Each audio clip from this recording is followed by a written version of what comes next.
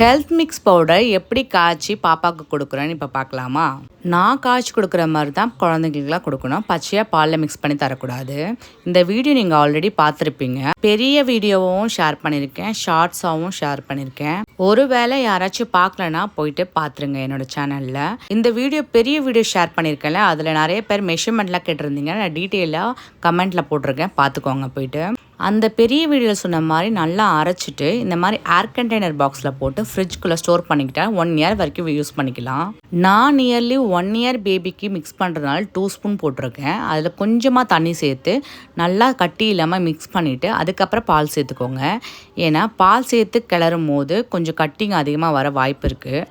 இந்த மாதிரி மிக்ஸ் பண்ணதுக்கப்புறம் தான் ஸ்டவ்லேயே வைக்கணும். முன்னாடியே ஸ்டவ்வில் வச்சா கட்டி கட்டியே ஆகிடும். இந்த கஞ்சி காய்ச்சறதுக்கு ஸ்டவ் சிம்மில் மட்டும் தான் இருக்கணும், அதிகமாக வைக்கக்கூடாது, கட்டி கட்டியாக ஆகிடும். நல்லா ஸ்டர் பண்ணிக்கிட்டே இருக்கணும். கிளறிக்கிட்டே இருந்தோன்னா நம்மளுக்கு திக் கன்சிஸ்டண்ட்டுக்கு வரும். வீடியோவில் காட்டுற மாதிரி ஒரு கொதிக்கணும். அப்போ தான் கம்ப்ளீட்டாக அது காஞ்சிச்சுன்னு அர்த்தம். இல்லை மாவு பச்சையாக இருக்கும்.